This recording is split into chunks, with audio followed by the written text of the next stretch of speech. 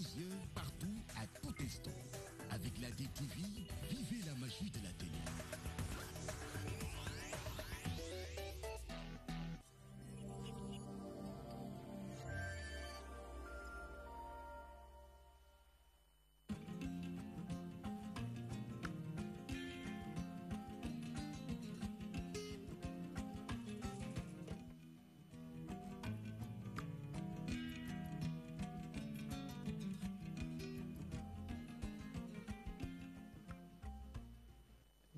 juróom-ñaari waxtu jot na sënkam xibaar yi ngoon si asalaamaaleykum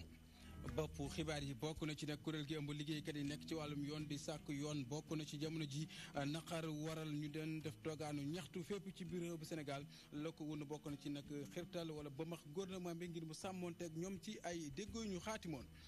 nañu war a jënd ji wàllum suukar ci bitim réew indi ko fii ci réew bu Sénégal liggéeykat ya ci nekk di compagnie sucrière sénégalaise ñoom nag ak askan wa nekk ci Richard Toll wàccoon nañ ca mbedd ya jàpp ne nag loolee naqar la bu jugee ci ñoom di dogal boobee gouvernement bi jël ñu gis ne nag jamono boobee ñoom seen suukar mi ngi lëmbee ci réew bu Sénégal. lu jëm ci wàllum politique diggante Cheikh Issa Sall ak Serigne Moustapha Sy ci ak Bédio loolee nag ñoom waa PUR responsable yi fa nekk weddi nañ ko ba mu set wecci la ñu xam ne mooy diggante ñaar ñoo ñooy tey la gën a rattax tey jii ci àdduna war këpp bëccëg ñu jagleel mboolem way laago yi mu nekk nag loo xamante ni ñoom porox nu loolu nañ ca wax seen soxla bokk na ci lii di carte d'égalité des chances maanaam yamale gi ñu leen wala yamale ak jamono ji na mu yéexee tàggate bi bopp lépp loi yeneen ci ponk buñ ko ci boolee xibaar yi buur ci kanam ñu faram fàcce ko.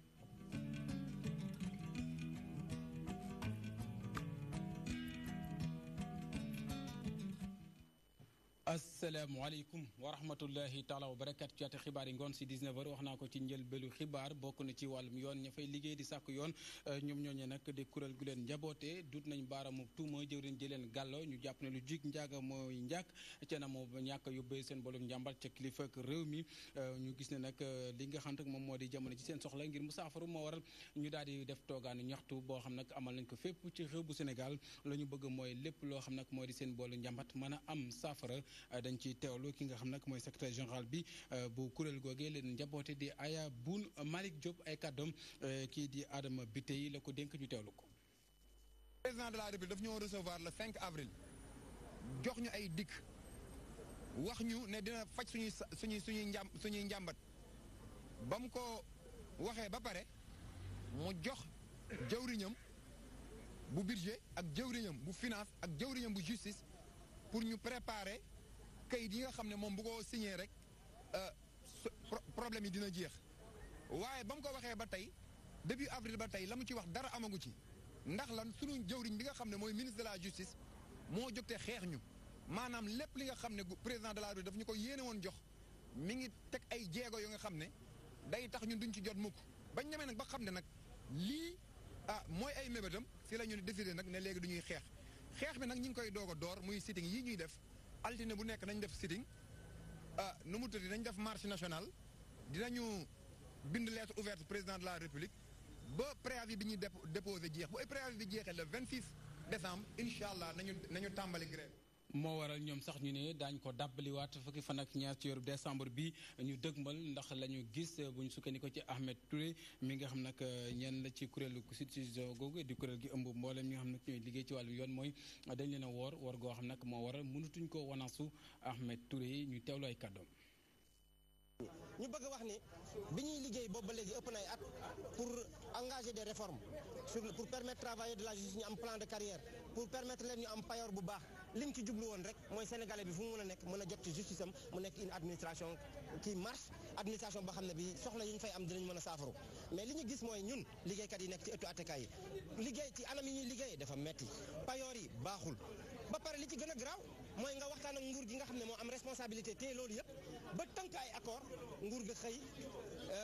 bañ a respecté accord yooyu ñu jàpp nag ne ñun ay sénégalais lañu ay doomu réew mi lañu te am nañu sañ-sañ nag li ñu yoon may ñu def ko moom moo tax tey ñu tàmbali ay sitting fas yéene def marche nationale le 12 fas yéene également jëm ci grève illimitée bu fekkente ne jafe-jafe yi am nga xam ne am nañ ko kenn saafarawu ko li ñu bëgg a wax rek mooy ñun kenn mënuñoo booleeg askanu Sénégal parce que ci la ñu bokk bu fekkente ne jàpp ne grève yi bu bari ci justice dañuy gëmloo askanu Sénégal ne ñii dañoo bëri ay grève dañuy nax seen bopp li xew sénégalais yi ma wax leen ko mooy gouvernement bi dafa jël ay engagement te nanguwu ko respecté ñun liggéeykat yi nga xamante ñu ci ëtt mere nañu garde des Sceaux lool suñu ministre de la justice mere nañ ko lool ndax li ñu doon xaar mooy mu taxaw taxawaay bu mat sëkk pour que jafe-jafe yi nga xam ne ñu ngi jànkoonte ak moom état bi indi ci ay saafara liggéey nañ ci nag ba egg fenn fi desul lenn lu dul mettre en œuvre des accords waaw wax dëgg yàlla li ci des mooy ñu sàmm seen kàddu looloo amul nag moo tax ma wax Sénégal ne leen liggéeykat yaa ngi nii fépp ci Sénégal lii moo fa xew taxaw nañu tem pour xeex suñu ak suñu yelleef te lu mu jar nag dinañ ko jënd parce que nag dañoo tooñ na gouvernement bi jël ay responsabilités parce que sénégalais aussi sonn nañu ñëw ci administration am ay droit te kenn respecté wu ko dafa metti mais suñu ay mag suñu ay sœur suñu ay jabar suñu ay doom ñoo ñëw ci administration de la justice bi wala suñu sago soxla yi ñu fi am yëpp day faju mais conditions yi ñuy liggéey nii wallaay mënuñu leen satisfaire moo tax ñuy woo état du Sénégal pour mu respecter ay engagement pour ñu dellu ci liggéey parce que liggéey nag mooy defar réew ci réew mi sax am na bànqaas boo xam nag mooy ndey charte réew mi di conseil constitutionnel jamono ji nag am napp ci xarala yee si ab site boo xamante nag dana mën a tax askan bu Sénégal mën a amuk àggandi xool bu baax anam ba ñuy liggéeyee loolee nag nekk loo xamante ni jëriñ ji gàll wàllum yoon di Ismaïla Madior Fall daal di naka rafetlu ba mu noppee nag ay kàddu yooyu dénk na ko suñu naataangoo ko de Njaay ñu teewlu ko. président bi jëlee initiative ñu am site web bi dañ koy rafetlu di ko ci félicité loolu dafa gën a am importance ndaxte ñu ngi jëm ci wàllu élection te xam nga élection suñu ci jëmee da koy jar ñu leeral les règles en matière électorale leeral li nga xam ne conseil constitutionnel mën na ko def en matière électorale parce que conseil constitutionnel daf ciy jouer benn rôle bu am solo notamment pour candidature yi conseil constitutionnel par exemple moom mooy saytu candidature yi valider ko publier liste wu candidats yi conseil constitutionnel tamit mooy intervenir à la fin pour valider résultats yi nga xam ne mën nañu wax les résultats provisoires conseil constitutionnel mooy publier résultats définitifs donc daal nañ rafetlu li nga xamante ni conseil constitutionnel def na ko ci période bi ñu nekk mu nekk période électorale boo xam ne acteurs yi nag suñu koy wax candidats yi la waaye tamit société civile bi la citoyens yi la ñëpp suñu bëggee am ay information ci wàllu élection yi waxoon naa ko ci njëlbéenu xibaar bokk na ci liggéeykat yi nekk ci wàllum lii di nag compagnie sucrière bu Sénégal ak ñi nekk ci Richard Toll dañoo mer ba futu dëgmal ko nag ci ñi nga xam ne ñoo joxe sañ-sañu ñuy mën di jéggaani ca bitim réew di ko indi sucre fii ci xew bu Sénégal ñu gis ne jamono boobee lu toll ci fukk ak benn ci ay tonnes ñoom mi ngi fi daanaka tëdd demul tikk demul mbay laa dikkul tënk loolee tax ñoom liggéeykat yi nag di ci woo kilifa réew mi président Macky Sall mu àddu ci mbir mi balay gënti rek lambaay di ñaaw Louis Lamotte moo yore seen kaddu dénk na ko Gambie Diagne ca Ndar Géej. loolu duñu ko nangu duñu seetaan ba mu am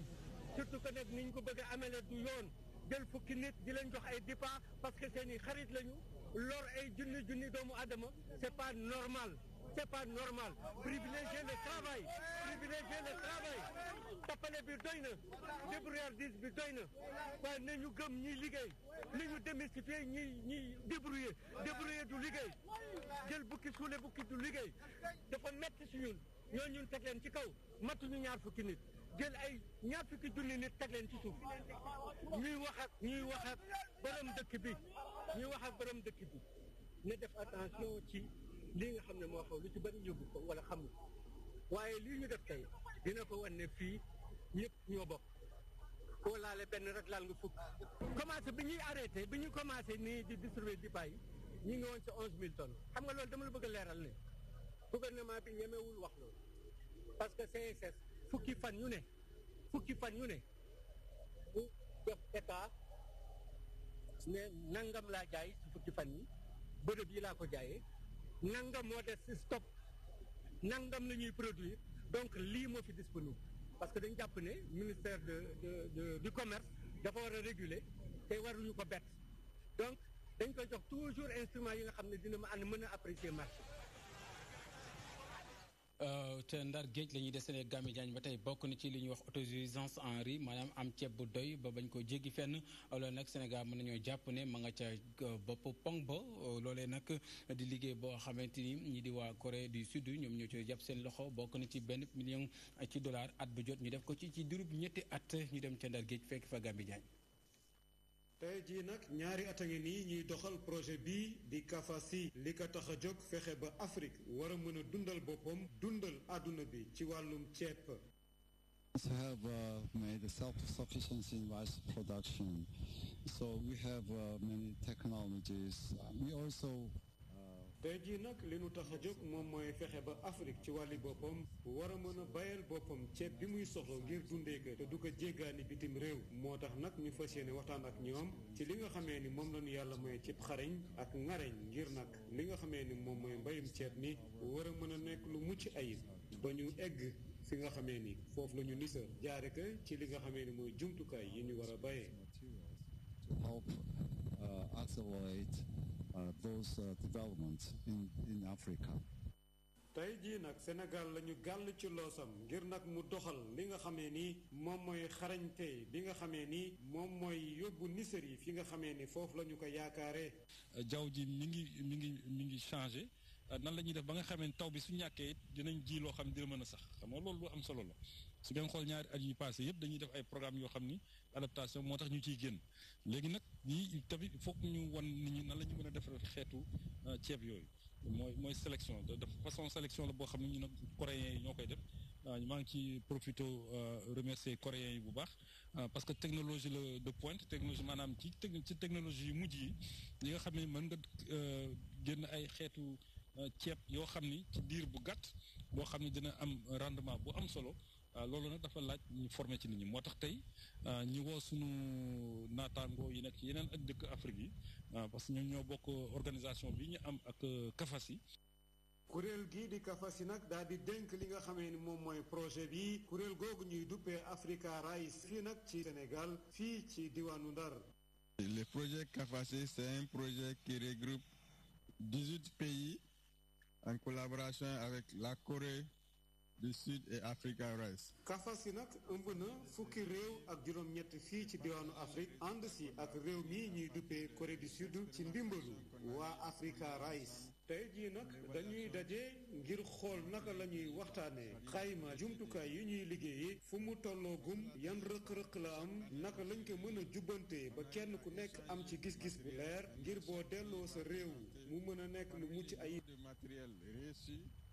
Qu'est-ce qui a donné satisfaction? Qu'est-ce qui a été retenu? Quelles sont les contraintes?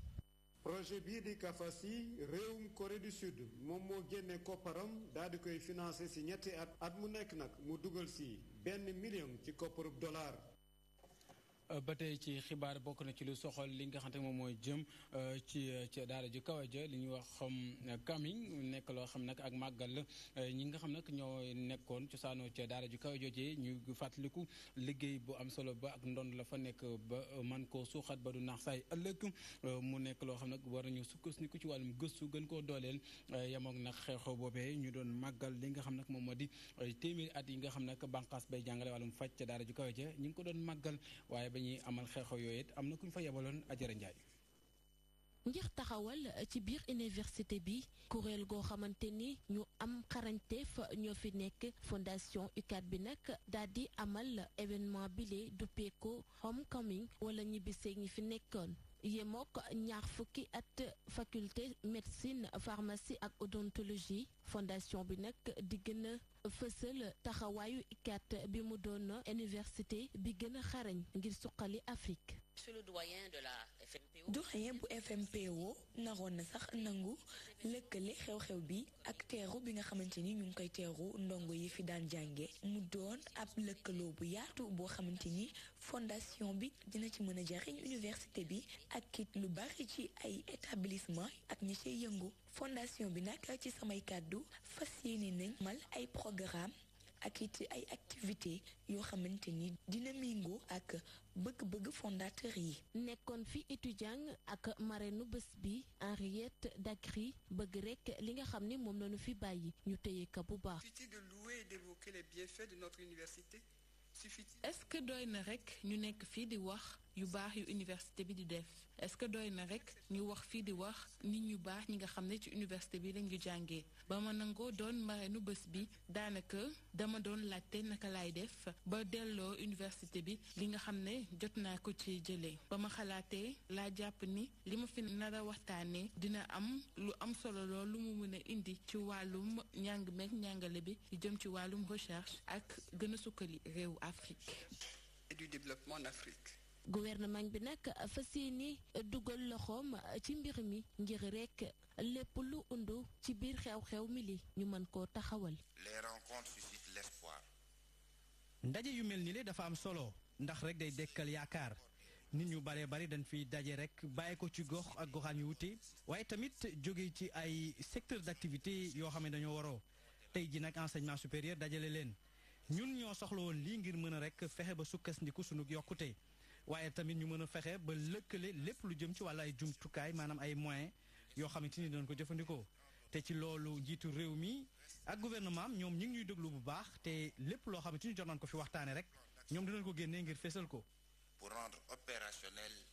vos décisions. ñu taxawal ko ci atum 2009 mbëbëtu fondation UCAD nag mooy gën a defaraat taxawaayu étudiant yi ci noonu téeméeri millions yi nga xam ni jox nañ leen ko fas yéene nañ ko nag tabax ab hôpital fii ci UCAD waaye tamit ut ci benn bis boo xamante ni étudiant handicapé yi lay jariñ. ñu wax leneen ci xibaar bokk na ci tamit lu soxal ci jëmmal lii di programme boo xam ne day tax ñu mën a fexe ba ñi nga xam nag jotuñoo liifantu ñu jàppale leen ñu wax alphabétisation mu mel ne nag bokk na ci tàgg leen ci xeetu liggéey di ay métier loolee ngir xeex wàllum ndóol mu mel ne Thiès ak Kaolack ak lii di région bu Fatick ñoom bokk nañ ci ñi nga xam daal danañ dalloo lu mel boobu le programme loolee nag bu ñu xayma nañu lu toll ci daanaka juróom-benni junni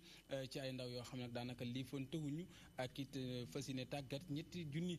ci ay ndaw tàggal leen ci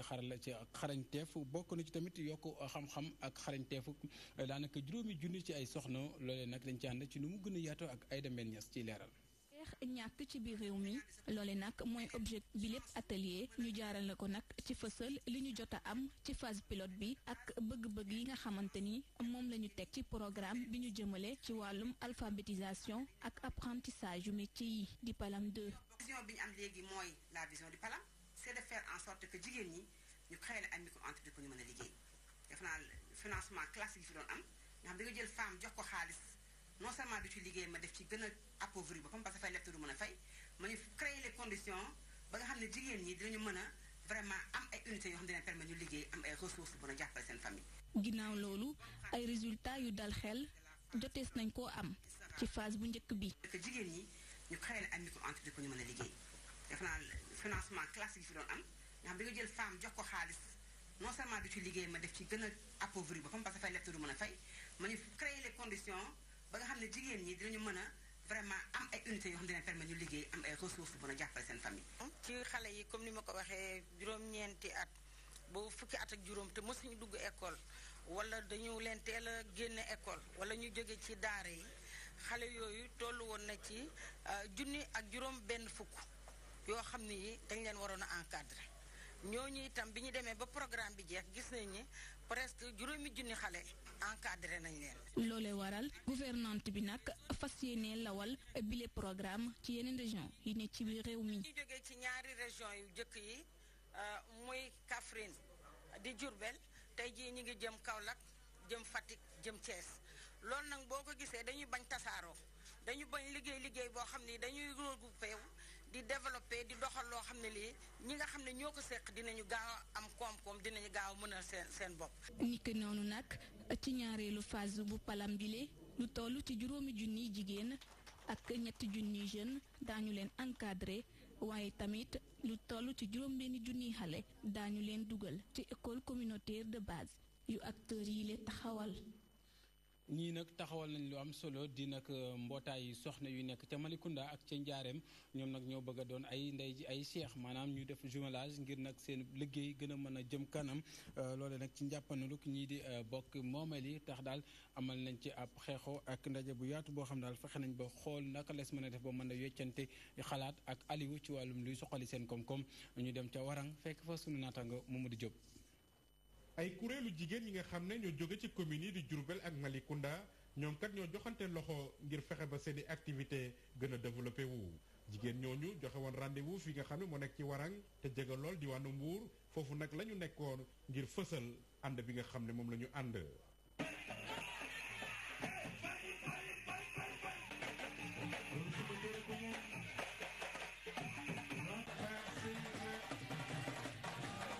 ki nga xam ne moom moo jiite jigéenu Jurbel yi kat moom rafetlu bu baax a baax ànd bi nga xam ne moom la ànd ak waa Malicounda moom kat jàpp ne lëkkaloo bi dina leen jural njëriñ bu am solo. donc ñun tey jumelage bi gis nañ ne apport bi ñun ñoo ciy ëppale ñun waa Jurbel ñoo ciy ëppale parce que li ñu Mbuur mën a apporter ñun duñu leen ko mën a apporter mais. lu ni mel moom la jigéen ji nga xam ne moom moo jiite waa Malicounda xamle moom kat mu ne ànd bi nga xam ne moom la ànd ak waa Jurbel dina tax ba jigéen ñëpp ñu mën leen a jox seen gëdd. ñun ñëpp xamante nañu léegi ñun ñëpp dañuy demlante loolu relation yooyu rek dafa am solo waxatuma nag jigéen yi organisation bi ak formation yi mu ñu defal. Maguette Sène bi nga xam ne moom moo nekk maire Malicounda gannaaw bi mu ñëwee ngir présider jumelage bi dox ci diggante jigéenu Malicounda ak jigéenu Diourbel kat moom xamle na ne dina def kémt lay kattanam ba jàppale leen ci liggéey yi nga xam ne moom la ñu fas yéene def. ku nekk xam na ne jigéen yi nekk Malicounda ñu nekk ci Petite Côte bi liggéey jën moo ne gën a nekk seen activité ku nekk xam na ne jën waa Diourbel soxla nañ ko ma ne nag réseau des femmes de Diourbel balaa ngeen dem di jënd ay jën ci baana baana dama leen a bëgg a boole ak jigéenu Malicounda yi nga xam ne ni may liggéey ak yéen laay liggéey ak ñoom pour que véritablement bu ngeen soxlaatee jën ngeen bañ ko jënd ci revendeur yi mais ngeen ñëw ci ñoom directement ñu jaay leen ko ñoom tamit jigéenu Malicounda yi ku nekk xam ne ne ñoo ngi yëngatu ci transformation muy céréales yi muy graines yi muy lépp te ku nekk xam ne ne Diourbel dëkku bay la ñoom tamit bu ñu jëlee jën yóbbu Diourbel jaay man faa jënd ay graines indi Mbuur transformé donc relation boobu laa bëggoon a créé tey. ci biir ndaje mi ci la ñu xamle ne am na nag ay usines yoo xam ne fas yéene nañ ko taxawal ngir jàppale jigéen ñi nga xam ne ñoom ñoo jóge ci yooyu la diwaan ndax loolu rek mooy mën a tax ba seeni activité mën a suqaliku ci ni ñu ko bëggee.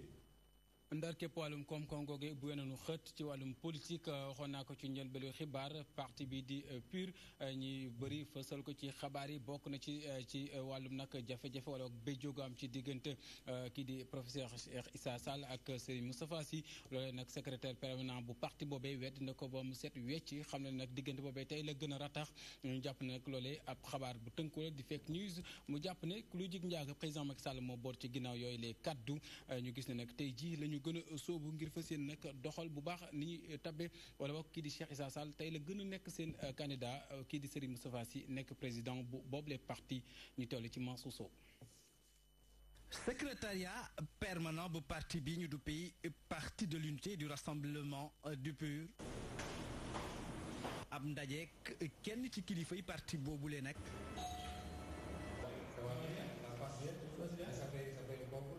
ngir xam lépp lu jëm ci wàllum lettre maanaam bataaxal boobu lay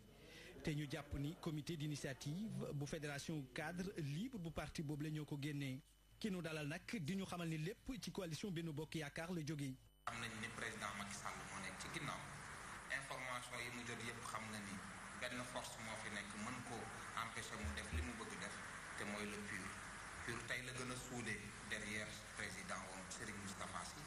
kii président exécutif du parti bi derrière ginnaaw Issa Sall derrière tous les Sénégalais pour que li ñu bëgg am en 2019. mu mel ni kon amul benn jafe-jafe ci biir parti boobu lii seen congrès bi nga xam ne nag doon koo jàppoon ci benn fan ci weeru décembre méngoog samedi gi nu génn te nu dax ko nag ba ci juróom-ñetti fan ci weer wi lay secrétaire permanent bu parti boobu lay jàpp ni lépp rek dafa sukkandiku ci diglay Serigne Moustapha. congrès bi dañ ko jàppoon 1er décembre président ñaan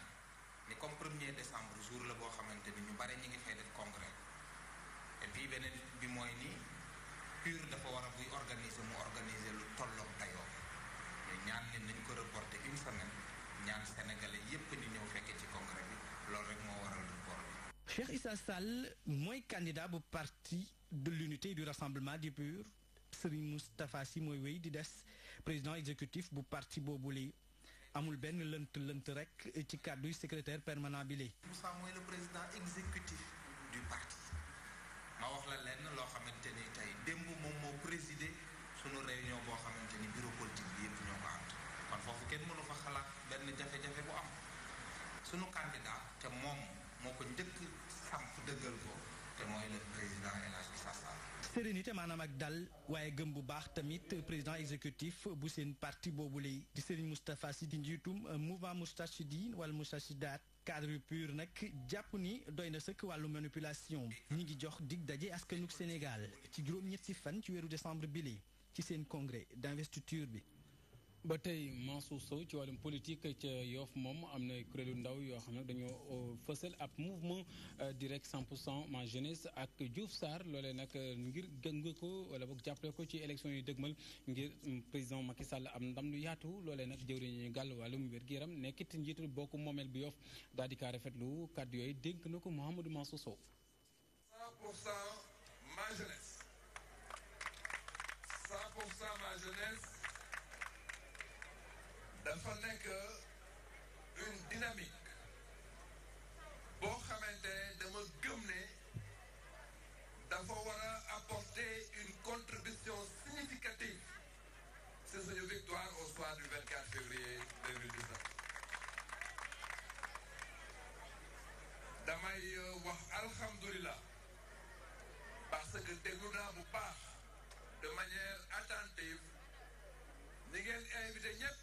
pour que ñu ñëw fekkee bésu tey loolu nag dafa répondre ci seen slogan benn say benn ndam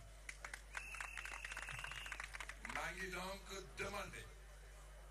à ce que toutes les personnes invitées toutes les dynamiques de jeunes de Yoff mais képp koo xamante ne woo ngeen ko mu fekk leen ci liggéey bi pour qu'au soir du 24 février 2019, qu'on puisse effectivement avoir la meilleure victoire du pays. Abdoulaye wax na ko léegi bu ñu amee une différence de 3500 voix mën nañ gëm au niveau de Yoff que on n'avance pas et en politique qui n'avance pas recule bon nag li ma bëgg mooy ñu am le maximum de différence possible. yi tey jii di bëccëg gi nga xam ne ci àdduna wërngal këpp ci gox yi fasantikoo la ñu jagleel ñi nga xam ne que ñooy askan wi dund ak wàllum laago way laago yooyu nag naam gis nañ ne jéego am na ci wàllum lii di carte d'égalité des chances ak wàllum lii di nag ak gratuité jëm ci wàllum transport bi dem beeg dikk bi terewul njaw di des suñu xam bin baax suy baax ku gën dafa teewul soxla nañ leneen lu gën a ñoŋal seen dundin ñu ànd ci ak Adama bi tey ci leeral. juróom ñaareelu édition bi ñuy màggal bés bi ñu jagleel waay laago yi daje ak bi ñuy saytu seen bilan d'action bu 2017-2021 ñu gis ni nag ay yokkute yu am solo am na ci rawatina ci wàllum carte égalité des chances yi nga xamante ni defaral nañ leen ko. Le chef de l'État son excellence Macky Sall bu ñuy lancé programme bi moo joxe woon ndigal pour que bépp waay laago bu am carte d'égalité des chances ñu may ko pour sécurité familiale. couverture maladie universelle am na 25 507 way laago yoo am carte yoo xam ne am nañ bourse sécurité familiale te délégation générale protection sociale moo yor programme bourse sécurité familiale Dakar Dem Dikk par rapport ak avantage transport jox na gratuitement accès way laago yoo am carte ci réseau Dakar Dem Dikk ak Sénégal Dem Dikk. naam sax am na ay jéego waaye teewul ni am na ay poñ yu des bokk na ci yéexaayu carte yooyu lee ak ñàkk jot ci yenn jumtukaay yi. li ñu gis mooy ñaari jafe-jafe la carte bi am bu njëkk bi mooy production bi dafa yeex loolu benn jafe-jafe la ñaareelu jafe-jafe bi mooy service yi nga xam ne boo ko yoree dañ la ko war a yombalal boo yoree carte bi service yooyu aussi des na bu weesoo comme ni ko directeur waxee léegi ñi nga xam ne jël nañ leen ci CMU ñi nga xam ne ñu ngi leen di jox bourse yeneen service yëpp amul benn ministère boo xam ne def na li mu war a def pour que carte bi service boobu mën a effectif. njiital fédération sénégalaise bu association bi ëmb waay laago yi di dellu si solo thème bi ak li waral ñu tàmm ko. fas nañu yéene bu ñu jógee ci atelier bi tey bu subaa ñu dajale candidat yëpp yi nga xam ne nekk nañ candidat ci élection présidentielle yi di ñëw ñu signé ñu benn këyit wax bis bu ñu faloo wala bis bu ñu jëlee réew mi fan la ñu jëmee handicap ak fan la ñu jëmee personne handicapée yi parce que ñu ci bari gis nañ leen ñëpp ñu ne bu soobee yàlla bu ñu faloo dinañ gën a toppatoo politique handicap mais bëgguñu yam ci wax dañu bëgg ñu bind ko signé ko. Signature des tests d'application de la loi d'orientation yi nag toll ci fukki poñ ak ñett yu ñu war a signé ca noonee nag waay laago yi di ko xaar te it yàkkamti lool ñu xaatim décret bi ñu tuddi haute autorité chargée des personnes handicapées. Adama bi tey ci ñooñu la ñuy des ba tey sax gis nit ñi fii amee ko di way laa ko fii ci xew bu Sénégal daanaka yenn saay métti gi mu métti jégg na dayoo bokk na ci nag ñi nga xam ne moom moo di Aïssatou Thioub ak Abdoulaye Mbow ñoom duñu ko weddi ndax gis nañu ni seen daanaka donte fa ñu dëkk di seen njaboot ña ngi fay am afia jàmm waaye daanaka seen njàngin laataa ñu koy jot seen i lijaasa xaw nañoo sonn tey ji nag ñoom ràññe nañ leen lool ci bërëbu liggéeykaay ñu cee wane seen mën-mën daanaka fas ca jom gu am solo. ñu teewlu ci ab nataal boo xam ne nag kii di Néné Aram Diouf defal nañu ko ci. Abdoulaye ak Aïssatou ñoom ñaar ñëpp nekk ci seen ñeent fukki at di dund ak seen laago ba ñu nekkee ay ndaw ba léegi. ci sama yaay li ma expliqué nag dama dox naa 3 ans mu doog ma dab muy polio la am polio moo dal.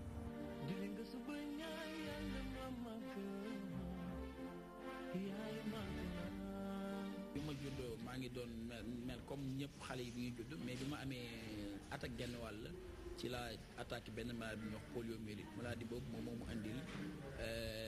paralysie complète sama tànk yi mënul dara mënul déplacer mënul dem fenn. métti na lool nga raam di fo ak say xarit parce que déjà boo génnee nit ñi dañuy xool bët bu ñu xoolee ñeneen ñi foo romb nit ñi dañuy taxaw di la xool. donc da nga doon am ay difficultés yu métti da nga doon mujj sax fi nga doon dem doo fa yegg. Aïssatou dakkal jàngam ba mu nekkee ci classe su CM2 ndax ay jafe-jafe wérgu yaram gannaaw li di men Aïssatou di animé ci benn télévision. bay waaj a def CM2 ci la ma docteur bi woo ne ma dañ ma war a opérer parce que boobu maa ngi doon raam quoi maa ngi doon raam